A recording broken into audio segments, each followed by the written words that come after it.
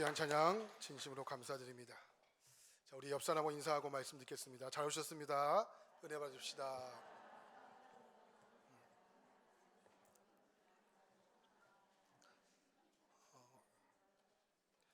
자, 여러분들 지금까지 하루하루를 살아오시면서 어떤 마음으로 하루를 보내고 계십니까?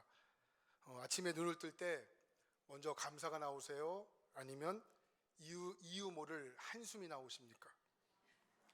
또한 하루를 이렇게 시작할 때 하루를 향한 기대와 설레임이 있으세요? 아니면 반복될 이 하루라는 그 마음이 무거우십니까? 어떤 분들은 이렇게 이야기를 해요. 요즘 왜 이렇게 시간이 빨리 지나는지 모르겠습니다. 또 눈을 감았다 뜨면 한 달이 지나가 있고 또 금세 1년이 지나가 있습니다. 또 반면에 정반대로 이야기하시는 분들도 있어요. 하루가 길어도 너무 길다는 거예요. 외로움 속에서 또 병상에서 또 혹은 감당하기 버거운 현실 앞에서 그러니까 하루가 마치 멈추어 선 것처럼 느껴질 때가 있다는 거죠.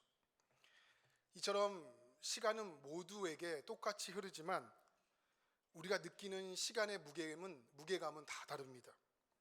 그래서 우리는 종종 이렇게 고백합니다. 하루를 그렇게 빠르게 바쁘게 살았는데 돌아보면 남는 게 없는 것 같습니다. 몸은 지쳐 있는데 마음은 채워지지 않습니다.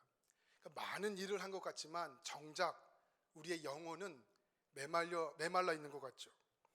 신앙생활을 더 잘하고 싶은 마음이 분명히 있으시죠?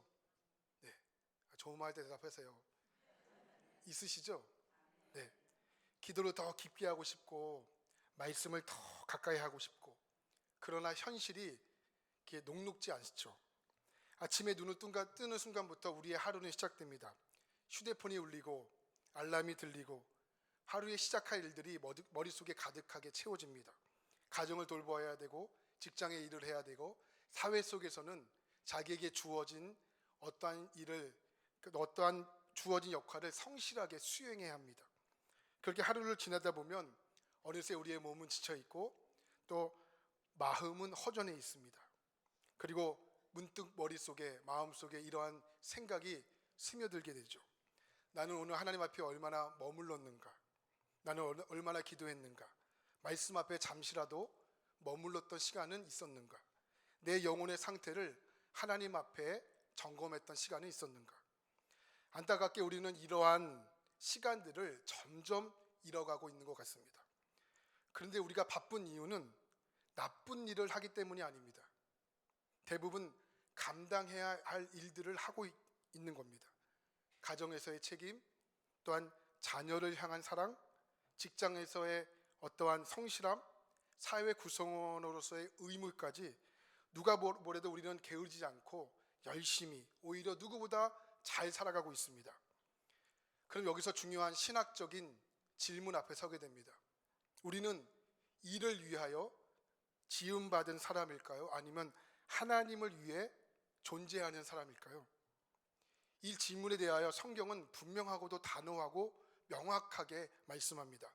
인간은 단순히 일을 수행하도록 만들어진 존재가 아니라 하나님과 깊은 교제하도록 만들어진 존재이다.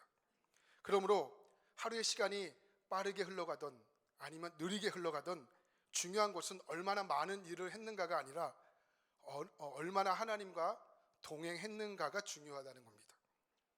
오늘 본문 말씀은 우리에게 이 중요한 사실을 일깨워주고 있습니다. 자, 오늘 말씀 15절과 16절 말씀을 한번 볼까요? 15절과 16절 말씀입니다. 함께 보겠습니다. 시작. 그런즉 너희가 어떻게 행할지를 자세히 주의하여 지혜 없는 자 같이 하지 말고 오직 지혜 있는 같이 하여 세월을 아끼라. 때가 악하니라. 지혜 없는 자 같이 살지 말고 지혜 있는 자 같이 살아라. 그리고 16절에 중요한 말씀을 하죠. 세월을 아끼라. 15절 말씀 보면 가장 먼저 우리의 눈을 사로잡는 아주 중요한 단어가 하나 등장해요. 바로 그런즉이라는 접속사입니다. 이 단어는 헬라어로 운이라는 단어를 사용하고 있는데 이 단어는 단순히 문장과 문장을 이어주는 접속사가 아닙니다. 이 운이라는 단어는 그러므로, 이러한 이유로 말미암아라는 뜻을 갖고 있어요. 그러니까 성경은 이 운에 대하여 이 앞에서 설명한 진리를 토대로 반드시 따라야 할 결론을 제시할 때 운이라는 단어를 사용합니다. 다시 말해 15절이라는 이 15절의 그러므로라는 이 운이라는 접속사는 15절 때문에 생긴 것이 아니고 앞절인 14절과 말씀이 이어지기 때문에 운이라는 접속사가 생긴 거다라는 겁니다. 그렇다면 14절에서 사도 바울이 말하고 있는 핵심은 무엇일까요? 우리가 누구인가라는 거예요. 우리가 누구인가. 사도 바울은 14절에서 우리가 누구인가를 말씀하고 있어요. 우리가 누구인가? 사도 바울은 분명하게 말합니다. 너희는 하나님의 빛의 자녀다. 하나님의 빛의 자녀다. 이 빛의 자녀라는 말은 어떠한 신분을 의미하는 것이 아니고 빛의 자녀라는 것은 반드시 삶에서 드러나는 열매가 있어야 한다는 거예요. 그 열매가 무엇이냐? 에베소서 5장 9절 말씀을 보면 이렇게 말합니다. 빛의 열매는 모든 착함과 의로움과 진실함에 있느니라. 빛의 자녀가 맺혀야 할 중요한 세 가지의 열매가 무엇입니까? 착함, 의로움, 진실함이라는 거예요. 이 세 가지에 대한 열매는 지난 시간에 함께 나누었기 때문에 넘어가겠습니다. 사도 바울은 오늘 말씀에서 분명하게 우리를 상기시키고 있어요. 너희가 누구인가? 너희는 빛의 자녀다. 빛의 자녀는 그러므로 어떻게 살아야 하냐? 열매를 맺으며 살아가야 된다. 그 열매가 무엇이냐? 착함과 의로움과 진실함에 있느니라. 할렐루야. 근데 오늘 말씀을 보면 참 중요한 신학적인 원리가 등장해요. 성경은 언제나 신분이 먼저라는 거예요. 그리고 따라오게 되는 것이 열매라는 거예요. 다시 말하면 우리가 착하게 살아서 의롭게 살아서 또한 진실하게 살아서 빛의 자녀가 된 것이 아니라는 거예요. 너희가 이미 빛의 자녀이기 때문에 그 결과가 착함이라는 거예요. 의로움이라는 거예요. 진실함에 있다는 거예요. 할렐루야. 그래서 여러분 오늘 바로 그 흐름 속에서 15절 말씀을 보면 이렇게 시작합니다. 그런즉 너희가 어떻게 행할지를 어떻게 해요? 자세히 주의하라. 사도 바울은 단순하게 열심히 살아라, 신앙생활을 잘해라 라고 말하지 않고요, 그보다도 근본적이고 깊은 요구를 선언하는 거예요. 어떻게 행할지를 자세히 주의하라라는 거예요. 자, 그렇다면 15절에 등장하는 자세히라는 단어가 헬라어로 보니까 아크리보스라는 단어예요. 이 단어는 잘해봐, 이 정도의 의미가 아니에요. 이 아크리보스는 정확하게, 세밀하게, 엄격하게, 그리고 오차 없이 라는 뜻을 갖고 있어요. 사도 바울은 이렇게 말하는 거예요. 빛의 자녀로 살아가는 삶은 대충 살아가는 삶이 아니라는 거예요. 그리고 적당히 살아가는 삶도 아니라는 거예요. 기분 좋을 때는 신앙생활에 열심을 내고, 피곤하면 말씀을 뛰어넘고, 또 바쁘면 기도를 뛰어넘고, 상황과 환경에 흘러가듯이 그냥 적당히 대충 감으로 하지 말고 어떻게 해요? 정확하게 하라는 거예요. 또 세밀하게 하라는 거예요. 엄격하게 하라는 거예요. 또 오차 없이 하라는 겁니다. 사도 바울이 오늘 그 이야기를 우리에게 하고 있다라는 겁니다. 또한 자세히 주의하라, 여기서 주의하라라는 단어는 헬라어로 보니까 블레페테라는 단어예요. 이 블레페테라는 단어는 본래의 뜻은 보다라는 뜻이에요. 근데 단순하게 보다라는 뜻이 아니고 계속해서 보라라는 뜻이에요. 반복해서 보라라는 의미입니다. 사도 바울이 말하는 주의하라는 것은, 명령은 한번 대충히 보다 이게 아니에요. 자세히 보라는 거예요. 계속해서 보라는 거예요. 엄격하게 보라는 거예요. 일시적으로 자기를 성찰하는 것이 아니고 삶을 계속해서 말씀으로 비추어 보라는 거예요.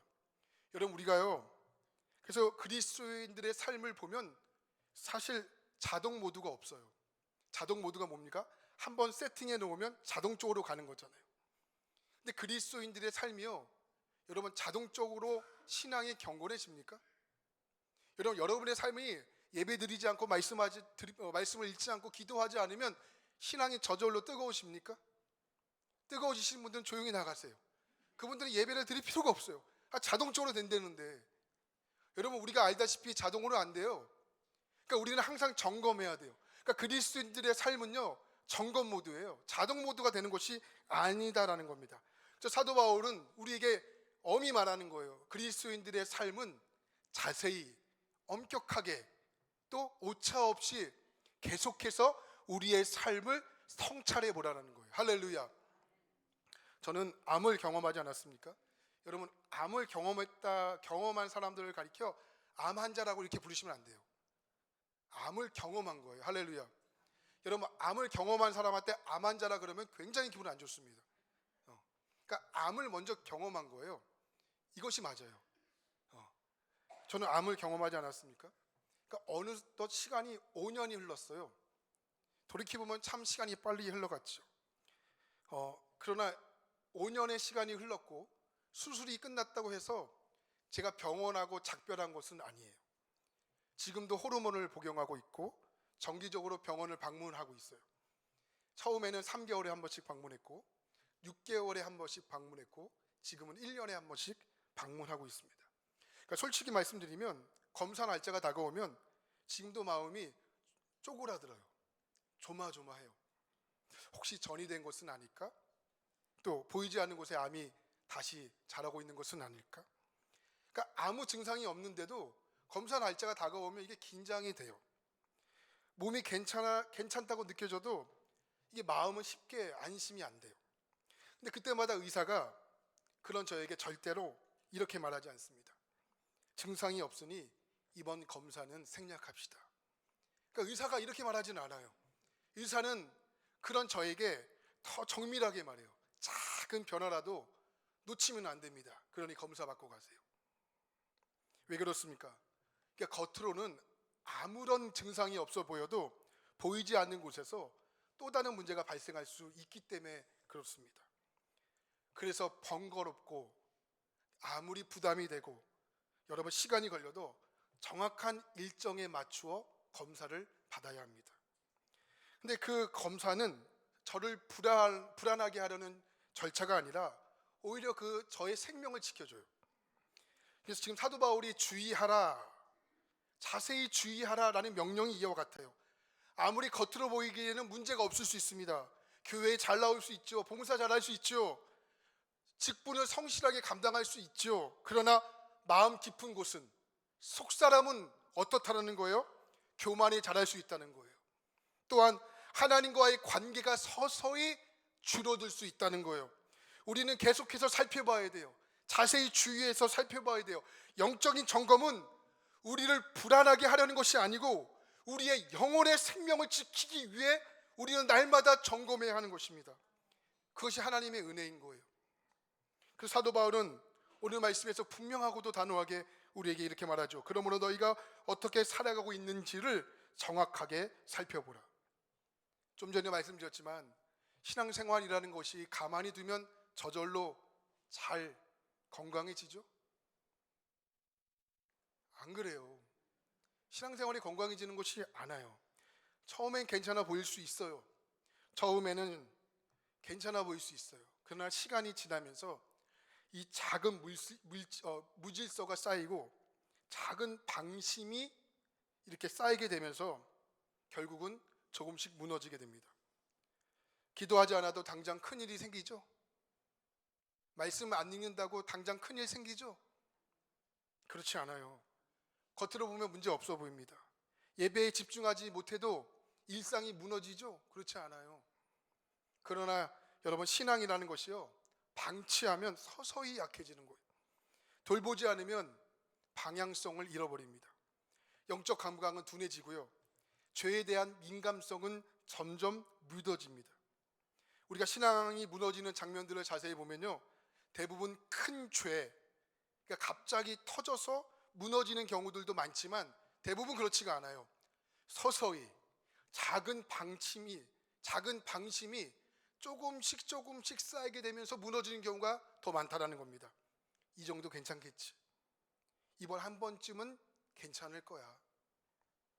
요즘 바쁘니까 뭐 다음에 하지. 이 작은 방심.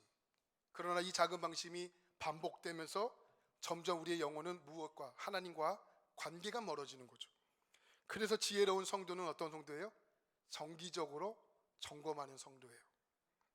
마치 암 환자가 정기점을 받듯이 자신의 삶을 하나님 앞에 늘 정기 점검을 받습니다. 나는 지금 어떤 방향으로 가고 있지? 나는 지금 기도가 잘 되는가? 말씀 앞에 나의 삶을 순종하는가? 하나님과의 관계는 더 멀어지고 있지는 않은가?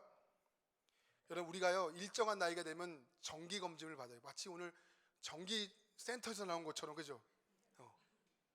정기 점검을 받아요. 그때 어떤 분들은 이렇게 이야기를 해요. 아이, 나는 괜찮아.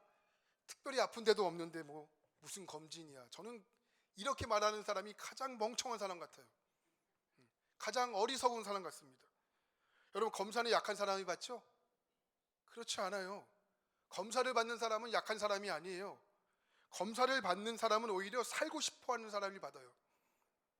자기의 몸을 소중하게 여기는 사람이 받고요, 자기의 몸을 사랑하는 사람이 검사를 받아요.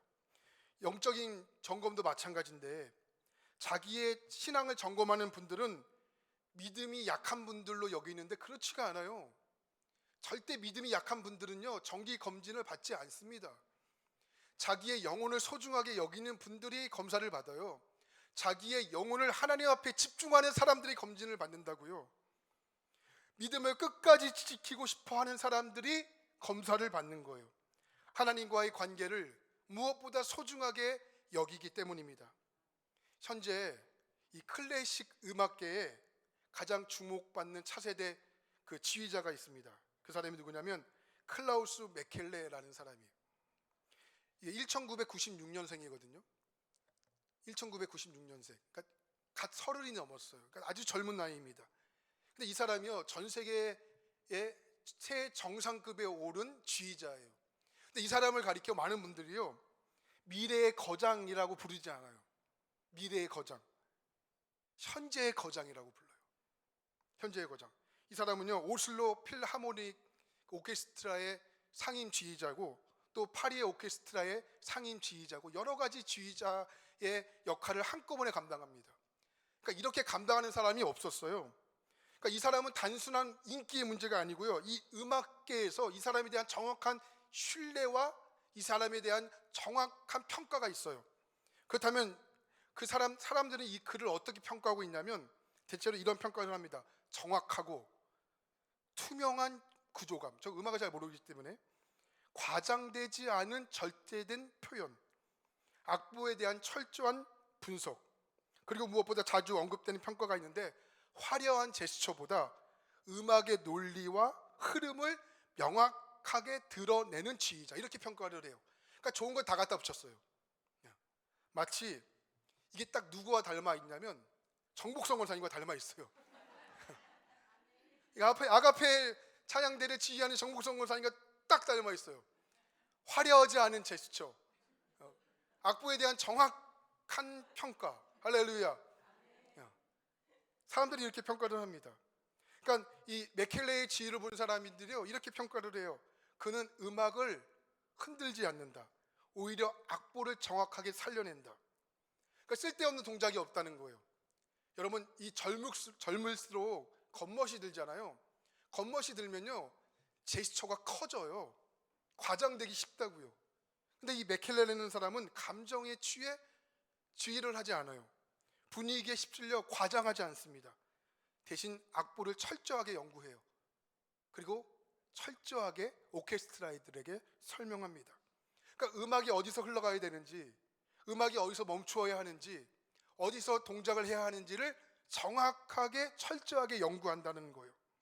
여러분, 지휘자가 악보를 정확히 보지 못하면 오케스트라는 갈 길을 잃어버립니다. 음표는 같고 박자는 같고 연주하는 악기는 같을 수 있습니다. 하지만 지휘자가 어떻게 악보를 연구하고 해석하고 어떠한 길을 가느냐에 따라서 음악의 색깔은 달라집니다. 또 음악의 깊이는 완전히 달라지는 거예요. 어떤 지휘자는요 음악을 분주하게 만듭니다. 하지만 어떤 지휘자는 음악을 질서 있게 만듭니다. 악보의 차이입니까? 그렇지 않습니다. 그 악보를 대하는, 악보를 해석하는 지휘자의 차이에 있다는 거예요. 저는 우리의 인생이 크게 다르지 않다고 봅니다. 우리 모두는 하루 24시를 살아갑니다. 같은 직장에서, 같은 일을 하고, 같은 과정에서, 또 같은 신앙생활 안에서 일상을 반복합니다. 하지만 우리는 어떻게 사느냐에 따라 우리의 인생의 소리는 분명히 달라집니다. 하나님을 의식하며 사는 사람들은요, 겉으로 보기에는 평범해 보일 수 있어요. 하지만 화려해 보이지 않을 수 있어도, 그러나 그 안에는 분명한 방향성이 있습니다. 또 분명한 목표가 있습니다. 이 말이 하나님 앞에 합당한가? 여러분, 선택할 때도 이 선택이 하나님의 뜻에 가까운가? 시간을 사용할 때도 이 시간이 하나님께서 기뻐하시는 시간인가? 철저하게 물어보죠. 하나님 안에서의 책임감과 경외함이 담겨있기 때문에 그렇습니다. 이것이 바로 신앙생활의 태도인 거죠. 같은 환경, 같은 조건에 살아감에도 불구하고 삶의 깊이와 삶의 울림이 전혀 다른 이유가 바로 여기 있는 겁니다. 그래서 사도 바울 우리에게 분명히 권면하죠. 빛의 자녀로 부름받은 너희들은 습관에 끌려가지 말고, 감정에 휘둘리지 말고, 내가 걷고 있는 이 길이 지금 어디로 가고 있는지, 또한 내가 사용하고 있는 이 말이 하나님께 기쁘신 뜻이 있는 것인지, 내가 선택하는 이 선택이 하나님께서 기뻐하시는 선택인지를 어떻게 해요? 자세히 주의하여 보라라는 겁니다. 그리고 사도 바울은 한 발자국 더 나아가 16절에서 이렇게 말씀합니다. 16절 말씀 볼까요? 함께 보겠습니다. 시작. 세월을 아끼라, 때가 악하니라. 아멘. 이 말씀 바르게 이해하기 위해서는 성경에 등장하는 시간이라는 개념을 정확하게 이해하셔야 됩니다. 여러분들도 다 아시다시피 성경에는 시간적인 개념이 많이 등장을 해요. 두 가지로 해석할 수 있는데, 그 첫 번째 시간을 헬라어로 크로노스라고 불러요. 여러분 다 아시죠? 크로노스가 뭡니까? 시계로 측정하는 시간. 지금 몇 시죠? 지금 몇 시예요? 11시 33분. 저 시간 5분 4분 늦습니다. 저 시간 4분 늦어요. 지금 시간은 11시 34분이에요. 그러니까 우리가 측정하는 시간이에요. 한 달, 1년, 하루 24시간. 이게 어떤 시간이냐면 따라해 볼까요? 크로노스. 크로노스는 우리에게 다 주어지는 시간이에요. 그 두 번째 시간이 있는데, 그 시간은 어떤 시간이냐면 카이로스예요. 한번 따라해 볼까요? 카이로스. 근데 이 카이로스는요, 누구에게나 주어지는 시간이 아니에요. 카이로스는 특별한 때, 결정적인 순간, 다시 오지 않을 수도 있는 기회라고 하는 거예요. 여러분, 크로노스는요, 부자도 가난해도, 덩치가 좋고 덩치가 좁아도 여러분 누구에게나 주어지는 시간인데, 카이로스는 그렇지가 않아요. 특별한 때에 다시는 오지 않을 여러분 기회라는 겁니다. 예를 들어 마가복음 1장 15절 말씀을 보면, 예수님께서 이 땅에 오신 다음에 이 땅을 가리켜 이렇게 말씀하셨는데, 한번 이 말씀 한번 같이 읽을까요? 한번 같이 읽겠습니다. 시작. 가까이 왔으니. 아멘. 여기 때가 찼고라는 겁니다. 때가 찼고. 여기 등장하는 때가 뭐냐? 이 때라는 것은 카이로스예요. 카이로스. 하나님의 구속의 역사가 이루어지는 순간입니다. 여러분 질문해 보겠습니다. 그럼 5장 16절에 등장하는 세월을 아끼라라는 이 세월이라는 단어는 크로노스예요, 카이로스예요?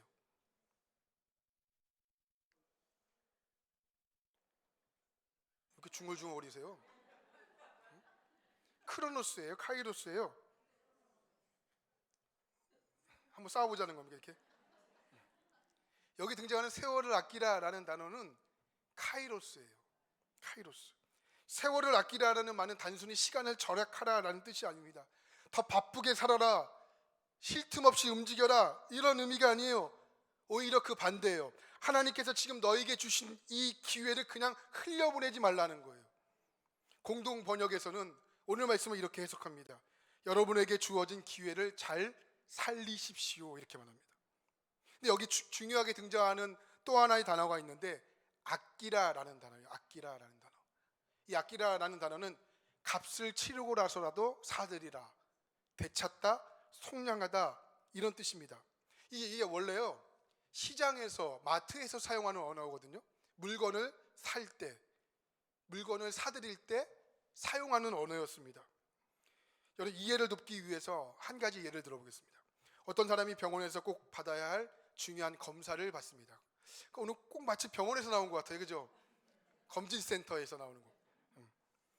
근데 이렇게 말합니다. 지금 너무 바쁘니까 다음에 가자. 이번 달은 넘기고 시간이 될 때 가야지. 그러니까 예약을 미루다 보면 어떠한 일이 벌어지게 되냐면 몇 달을 또 기다려야 돼요. 몇 달을 기다려야 되는 상황이 됩니다. 그 사이에 기회는 이미 사라져 버립니다. 그리고 나중에 우리는 그렇게 말하죠. 아이, 그때 받을 걸. 그때 받을 걸. 그때 주어졌던 기회는요, 다시 오지 않습니다. 바로 사도 바울이 말하는 이 세월을 아끼라라는 것이 바로 이런 의미라는 거예요. 시간은 계속 흘러가지만 기회는 항상 있는 것이 아닌 거예요. 사도 바울이 우리에게 이렇게 권면합니다. 세월을 아끼라. 이 말은 효율적으로 관리하라라는 말씀이 아니고 하나님께서 우리에게 기회를 주신 것을 흘려보내지 말라는 거예요. 하나님께서 우리에게 주신 이 결정적인 기회를 있다면 기회를 흘려보내지 말고 어떠한 대가를 지불해서라도 그것을 사드리라는 거예요. 할렐루야. 지금 시간은 계속 흐르고 있죠. 기회가 늘 주어지는 것은 아니죠. 그렇기 때문에 여러분들은 하나님께 계속적으로 물어야 돼요. 하나님께서 지금 나에게 주신 기회가 무엇입니까? 지금 붙잡아야 할 순종은 무엇입니까? 지금 결단해야 할 하나님의 믿음의 선택은 무엇입니까? 하나님께 계속 물어야 돼요. 여러분, 지금 이 자리에 예배에 앉아 있어요. 근데 예배에 앉아 있는데 아마 이 자리에 앉아 있는 여러분들 가운데는 이 두 부류로 나눌 수 있을 것 같아요. 겉으로 보기에는 모두 같은 자리에 앉아 있을 수 있지만 찬양을 부르죠. 기도하죠. 말씀을 듣죠. 또 그 시간을 대하는 태도와 그 시간을 대하는 기대가 다를 수 있다는 거예요. 어떤 분들에게는 지금의 이 예배 시간이요, 그냥 틀어놓을 수 있어요. 틀어놓을 수 있습니다. 정해진 요일, 수요일이죠.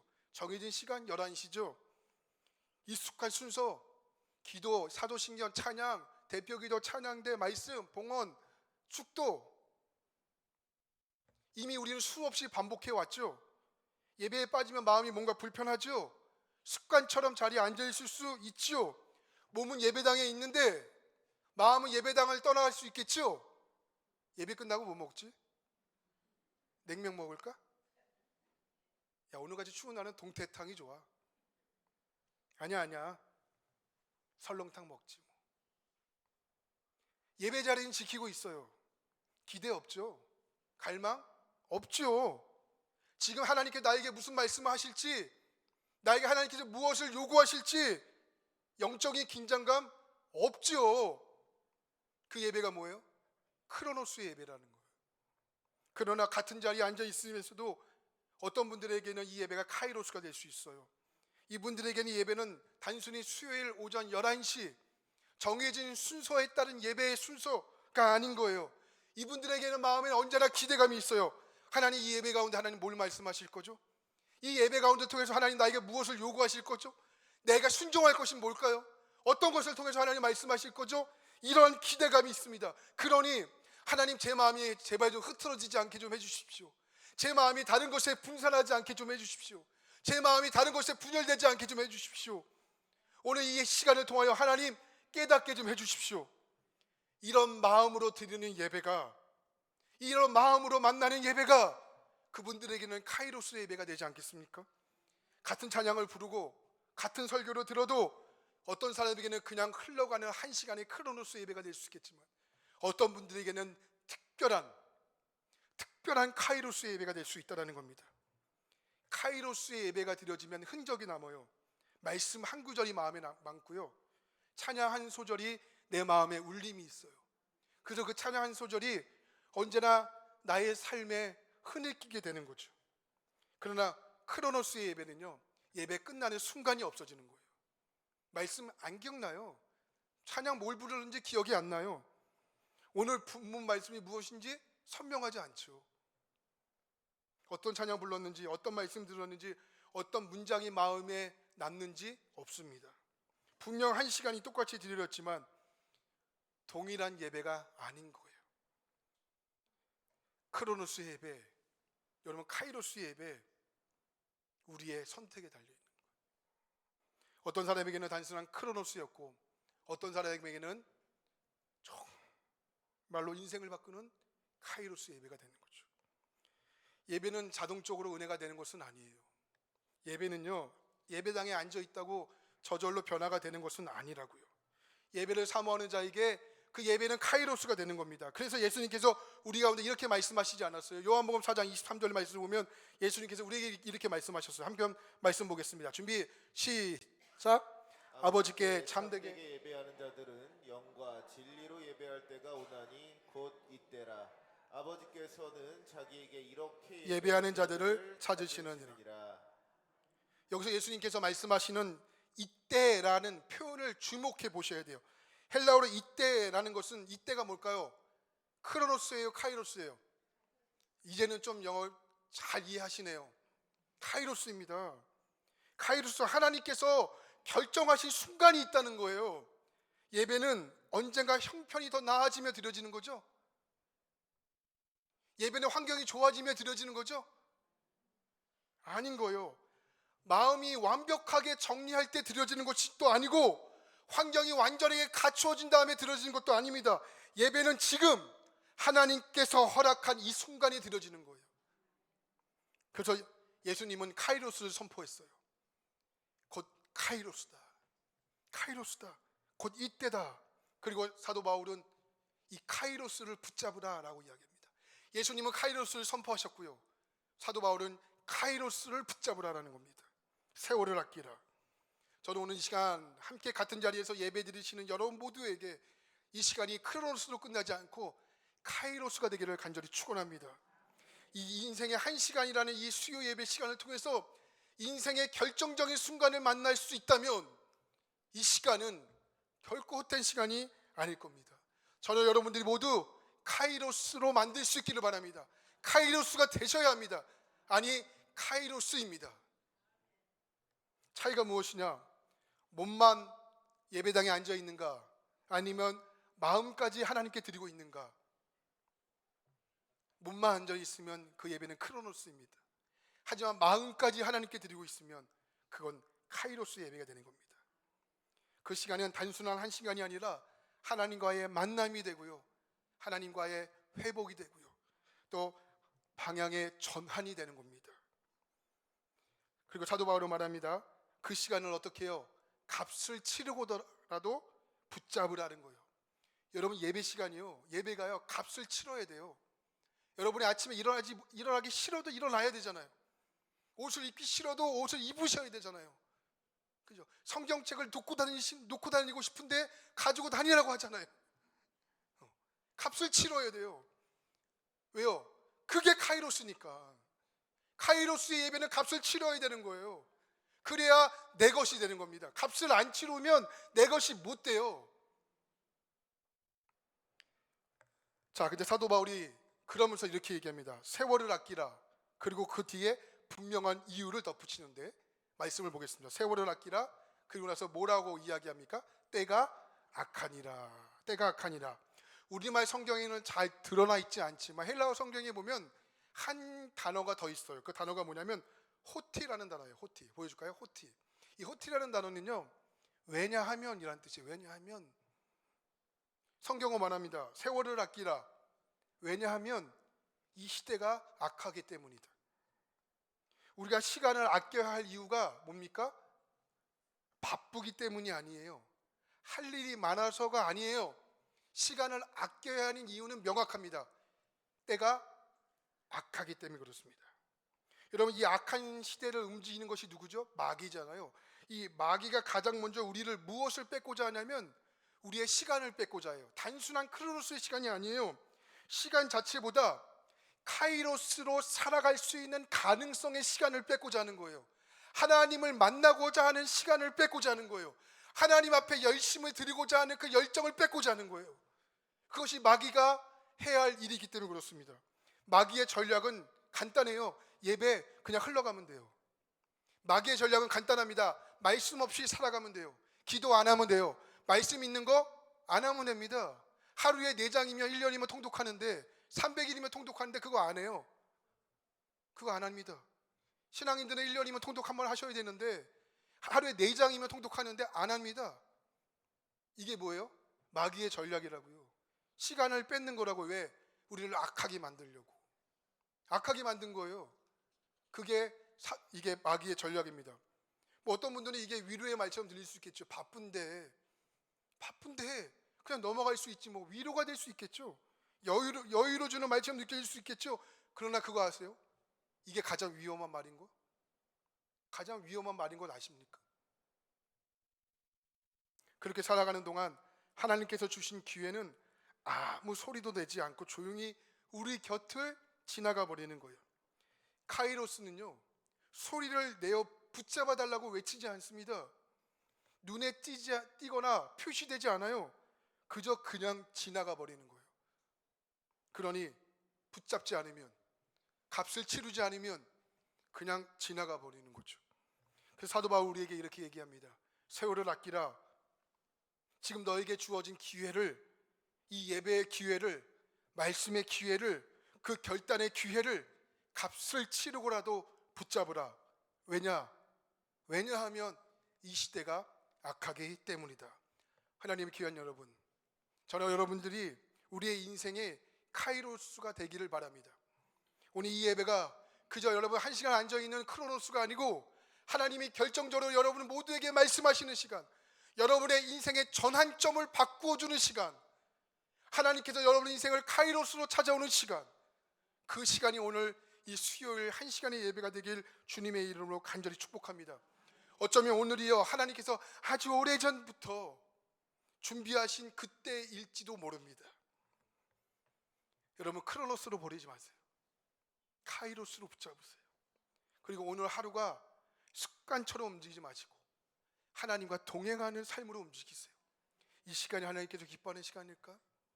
정말 이 말이 하나님께서 원하시는 말일까? 늘 점검하세요. 늘 체킹하세요. 하나님께서 기뻐하시는 삶으로 여러분 연동하도록 살아가세요. 왜요? 왜냐하면 이 시대가 악하기 때문이에요. 우리가 의도적으로 생각하지 않으면 우리는 휩쓸려 가기 굉장히 쉽습니다. 왜냐하면 이 시대가 악하기 때문에 그래요. 그래서 여러분 값을 치르더라도 여러분 붙드는 것이 지혜로운 성도입니다. 여러분 말씀을 정리하겠습니다. 그리하여 오늘 이 예배 또 여러분 신앙생활이 우리의 방향을 새롭게 만드는 그 예배와 여러분의 신앙이 되길 바랍니다. 우리 모든 예배가 그렇게 되셔야 돼요. 새벽에 드리는 예배도, 수요일날 드리는 예배도, 금요일날 드리는 예배도 여러분 다 마찬가지예요. 그리고 속장교육, 속장님들 왜 안 나오시는 거예요? 예? 속장교육인데 속장님들이 안 나오시면 어떻게 하자는 거예요? 속장님들 나오실 거예요? 안 나오실 거예요? 예? 웃지만 말고 대답을 하세요. 속장님들이 속장교육에 나오셔야지. 속장님들이 속장교육을 안 나오시면 어떻게 하세요? 심희정 원사님 제일 크게 웃을 수 있는데. 예. 배우셔야 속원들에게 알려줄 거 아니에요. 속원들에게 그냥 크로노스로 만드실 거예요? 카이로스로 만드셔야죠. 그 속회 예배가 그 속도원들에게, 속장님들에게 카이로스가 될 수 있다면 그게 얼마나 값진 거예요. 할렐루야. 여러분 정말 여러분의 모든 예배가 카이로스가 되기를 주님의 이름으로 간절히 축원합니다. 함께 이 시간 기도하길 원합니다. 말씀을 기억하시면서 여러분의 인생의 모든 시간이 그냥 흘러가는 시간인가 아니면 붙잡아야 할 기회인가를 잘 고민하세요. 하나님, 오늘 이 시간 예배의 시간 드렸는데 이 시간 나에게는 크로노스입니까? 카이로스입니까? 하나님, 나의 인생은 그냥 맥없이 흘러가는 크로노스입니까? 하나님 결정적인 하나님께서 말씀하시는 순간인 카이로스입니까? 하나님, 나에게 모든 인생의 순간이 카이로스가 되게 하여 주시고 그 인생에 주신 기회를 붙잡는 우리가 모두가 되도록 성령님 역사하여 주시옵소서. 우리 이런 마음을 붙잡고 주여 역사해 달라고 주님의 이름 한번 부르시고 함께 기도합니다. 주여, 하나님 감사합니다. 우리의 인생은 흘러가는 시간입니까? 붙잡아야 할 기회입니까? 성령 하나님 역사하여 주시옵소서. 하나님, 오늘과 하루를 시작할 때 눈을 뜰 때 감사가 먼저 나옵니까? 아니면 이유를 모를 한숨이 먼저 나옵니까? 우리에게 새로 주어진 이 하루가 기대와 설레감이 있기를 원합니다. 반복된 하루라는 생각에 무거운 마음에 짓눌리지 않기를 원합니다. 하나님, 우리의 모든 예배가 카이로스가 되기를 원합니다. 하나님, 우리의 인생이 카이로스가 되기를 원합니다. 우리는 알 수 없지만 하나님, 그때 우리에게 말씀하시는 그 모든 예배가 되기를 원합니다. 주여, 성령님 우리의 모두에게 말씀하여 주시고 인도하여 주시옵소서. 우리에게는 찾아오는 것은 우연이 없습니다. 우리의 질병도, 우리의 약함도, 또 우리의 하나님 연약함도, 또 우리의 하나님 부족함도 하나님께서는 그 모든 것을 통하여 하나님의 카이로스를 만들어 가십니다. 하나님, 우리에게 주어진 이 모든 역사들이 하나님 크로스로 흘러가지 않기를 원합니다. 주여, 주여, 하나님 역사하소서, 하나님 인도하소서, 하나님 붙잡아 주소서, 하나님 역사해 주시기를 원합니다. 우리 한 번 더 기도합니다. 저희가 130주년을 앞두고 교회를 새롭게 리모델링합니다. 하나님, 무엇보다 하나님 모든 순간이 카이로스가 되게 하여 주시고, 우리의 교회만 건축만 새롭게 리모델링하는 것이 아니라 우리의 하나님 옛 모습도 새롭게 리모델링하는 우리의 신앙이 되도록 도와주옵소서. 우리 시간 함께 기도하실 때 하나님 리모델링 건축이 새롭게 잘 진행되게 하시고, 더욱더 우리의 마음까지도 새롭게 하나님 건축하며 리모델링할 수 있도록 도와주시옵소서. 우리 함께 기도합니다. 주여, 하나님, 우리 교회가 130주년을 하나님 또 맞이하여 하나님 새로운 하나님 예배당을 새롭게 리모델링합니다. 이제 하나님 계획대로 하나님 진행되고 있습니다. 하나님께서 준비하여 주시고 모든 일정이 카이로스가 되도록 역사하여 주시옵소서. 그러나 하나님, 아울러 하나님 교회만 예배당만 건축하는 것이 아니라 우리의 심령도 새롭게 건축하는, 새롭게 리모델링하는 하나님 그러한 완수교의 모든 성도가 되기를 간절히 원합니다. 변화될 치여다, 새롭게 변혁될 치여다. 하나님, 이 믿음으로 선포하고 고백하는 모든 영역 가운데 하나님께서 놀랍게 역사하시고 사용하시고 인도하시고 붙잡아 주시옵소서. 하나님 역사하시길 기도합니다.